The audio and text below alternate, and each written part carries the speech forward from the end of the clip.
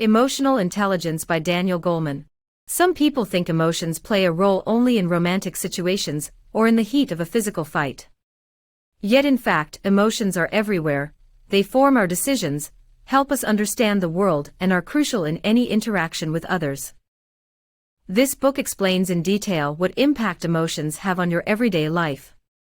It shows how they can help you, but also how they lead you astray. It also highlights the role that emotional intelligence plays in allowing us to use emotions to create positive outcomes and avoid situations where they can harm us. It explains how emotional intelligence makes it possible to create a balanced interaction between the emotional brain and the rational brain. It also shows us how this capacity can be acquired and expanded. Finally, it answers these interesting questions. How does emotional intelligence develop in individuals, and why is this capacity so important for society as a whole? Emotions are important. They help us learn new things, understand others, and push us to take action. Do our emotions hold us back? Would we do better if our emotions were removed and we became unfeeling, logical creatures? In fact, emotions are vital to us as they provide us with advantages that help us to lead fulfilled lives. One such advantage is the way emotions help us learn from our memories. When our brain stores experiences, it doesn't just collect facts. It also records our feelings, and these feelings help us to learn from our experiences. For example, if a little boy touches a hot stove, he will experience intense pain. The thought of touching another stove in the future will carry with it the memory of that searing pain. Thus his emotions will hopefully keep him from doing it again. Another value of emotions is the way they help us to interpret the feelings of others, which can aid in predicting their actions. For example, imagine you're faced with an angry man. From his body language, maybe his clenched fists, or loud voice, you can tell his emotional state. Knowing this, you can predict his future actions. He might, for instance, be ready to hit someone. The final advantage that our emotions give us is the drive to act. We require them in order to react quickly to a situation. Take that angry man from the earlier example. If we feel that he may be close to a violent outburst, our emotions will make us feel threatened or even angry, thus preparing us to react quickly if he looked like he was about to attack. People who have lost their capacity for emotion also lose this drive to act.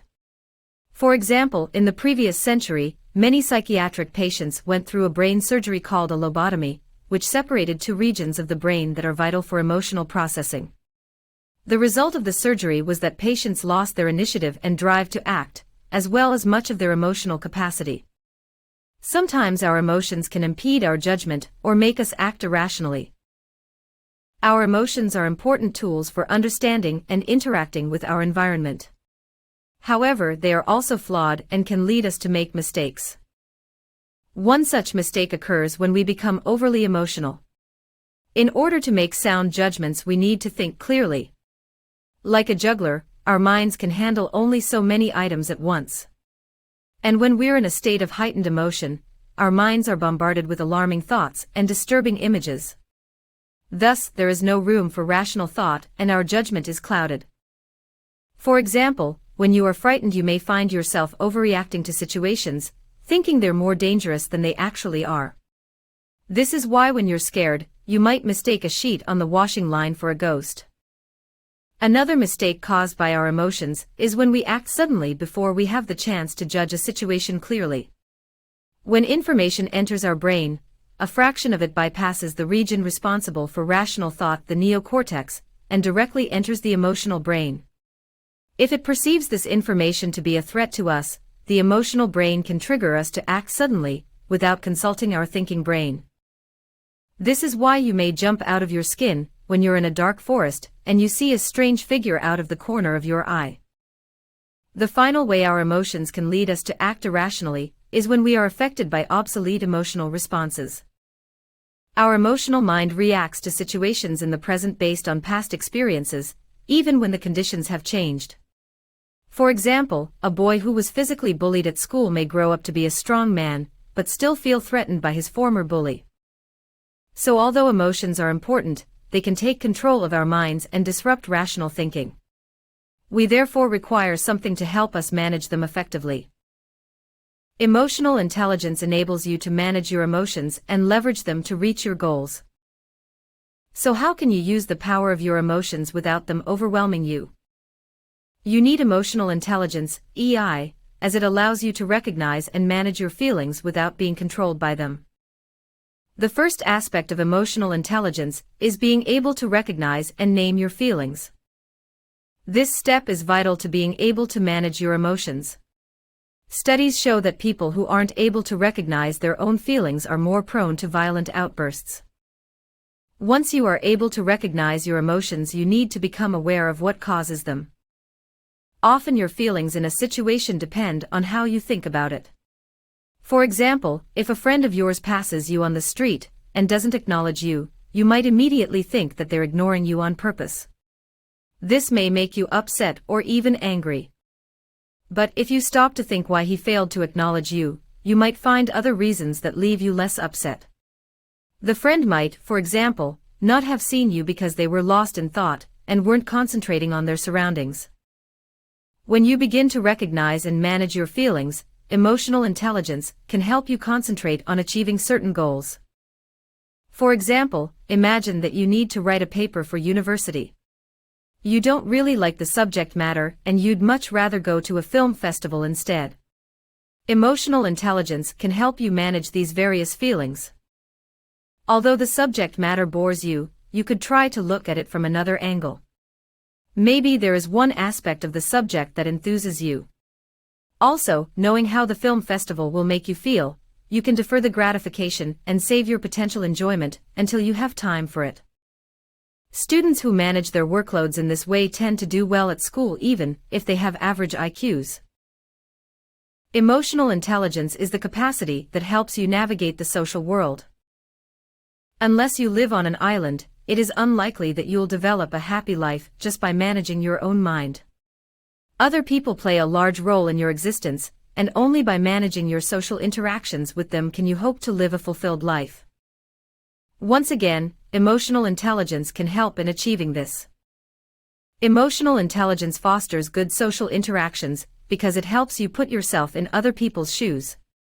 Knowing how you'd feel in a certain situation helps you to gauge how others will feel in a similar environment. Your emotional intelligence also helps you discover the emotions of others by analyzing their nonverbal signs.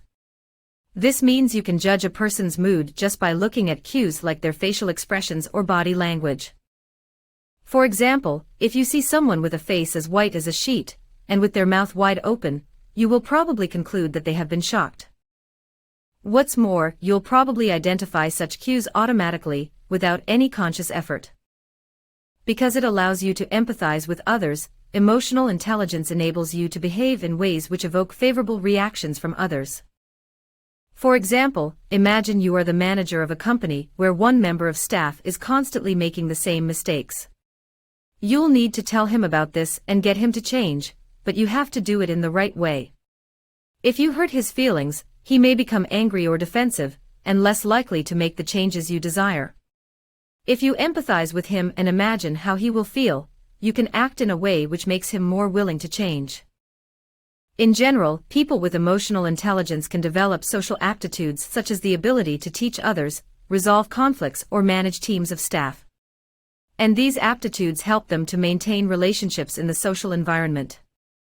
Emotional intelligence requires a balance between the emotional, feeling brain, and the rational, thinking brain. The way that we think and feel are intertwined. This is because the thinking brain, where we develop our rational thoughts, and the feeling brain, the birthplace of our emotions, are linked. They are connected by strong neuronal pathways. Our emotional intelligence is dependent on these connectors between the thinking and feeling brains, and any damage to these neuronal pathways can elicit emotional intelligence deficits. For example, a person whose emotional brain is severed from their thinking brain will stop experiencing feelings. Their deficiencies in this area will include a loss of emotional self-awareness, which is an important component of emotional intelligence. Evidence of this can be seen in lobotomized patients. After the connections between their two brains were severed, they lost their emotional capacity. Another example of the importance of the connections between our two brains is the thinking brain's role in correcting the workings of the feeling brain, a process essential for emotional self-regulation. Emotional self-regulation works in the following way. Stimuli, such as a sudden loud bang, will often send your emotional brain into overdrive. The feeling brain will automatically perceive the stimulus as a threat, and so it will respond by putting your body into a state of alert. We use our thinking brains to help regulate this process. After we hear the loud bang, and while our emotional brain is sending alarm bells ringing around the body, our thinking brain is checking the stimulus to see what threat is there. If it sees no danger, then it calms down both the feeling brain and the body, allowing you to think clearly again. This is why we aren't constantly overacting to every sudden noise we hear. If you break the link between the thinking and feeling brains, this process isn't possible. For example, patients with severe damage to the thinking brain have difficulty regulating their feelings. Emotional intelligence makes you healthier and more successful. What is the key to leading a successful and fulfilled life? You may think it's high IQ, that the brightest people will stand the best chance of leading happy lives. Yet emotional intelligence is just as important as high IQ in achieving this. Evidence suggests that people with high levels of emotional intelligence are more likely to be successful. For example, studies show students with high levels of empathy get significantly better marks than less empathic pupils with comparable IQs. Students who can control their impulses will also be more successful than their peers. One study conducted by Stanford University called the Marshmallow Challenge tested the ability of a group of 4-year-olds to resist eating a treat. Years later, it turned out that those who had been able to control their impulses at age 4 proved superior academically as well as socially throughout their youth. This success continues into the adult world. Managers who are more socially adept also tend to be more persuasive. What's more, emotional intelligence can also help us lead healthier lifestyles. This can be seen by looking at stress. When we go through stressful periods, our hearts are put under immense strain because our blood pressure is raised. This leaves us at risk of cardiac arrest. Stress can also weaken your immune system, as demonstrated by a study that suggested that people under stress are significantly more likely to catch a cold. However, emotional intelligence can help us avoid the dangers of stress. This is because if you learn to mitigate stressful feelings like anxiety and anger, you'll reduce those feelings' harmful effects on your health. For example, in a clinical study, people who had already suffered one heart attack were coached to manage their anger, which significantly lowered their risk of further attacks. Given the great impact of emotional intelligence on success and health, there is remarkably little emphasis on emotional skills in the typical school curriculum. The future of American society will depend on its children's emotional intelligence. While high emotional intelligence makes people happy and healthy, poor emotional intelligence can have society-wide negative effects. For example, the tripling of the U.S. teen murder rate between 1965 and 1990 can be linked to diminishing emotional intelligence. There is strong evidence that suggests that deficits in emotional intelligence can cause delinquency, a major factor in increasing crime rates. For example, studies show that violent teen delinquents find it difficult to control their impulses, and also find it hard to read other people's facial expressions, deficiencies which are also found in adult sex offenders. Drug addicts also display emotional intelligence problems. For example, heroin addicts have difficulty regulating anger even prior to their addiction. There's little doubt that a child's welfare is determined by emotional competence. Children who grow up in an environment surrounded by emotionally intelligent people will also display high levels of it. This was confirmed by a study that showed that children of emotionally intelligent parents are better at regulating their own emotions, show lower stress levels, are better liked by their peers, and described as more socially adept by their teachers. It's perhaps not surprising that a child's own emotional intelligence is also related to its welfare. Children with deficits in self-awareness, empathy, or impulse control are at risk of developing mental health problems and tend to have more problems at school. All this evidence shows that the emotional intelligence of children is central to the future of our communities. The children of today are the parents, managers, and politicians of tomorrow. In short, many will have a big impact on future society, and it would help any community if the people in charge were empathic, good at resolving conflicts, and not prone to blindly acting on impulse. Several very diverse societal factors shape a future community's well-being, but obviously emotional intelligence is among the more influential ones. Here are several ways to boost your emotional intelligence. As we have learnt that emotional intelligence can lead to a fulfilled life, you may now be asking if it is possible to boost it. The answer is yes, and a series of exercises can help you achieve this. If you want to enhance your self-awareness and self-management, you can practice using inner dialogues. This will assist you in identifying and naming your feelings. For example, if your friend tells everyone but you about his marital problems, you may feel upset.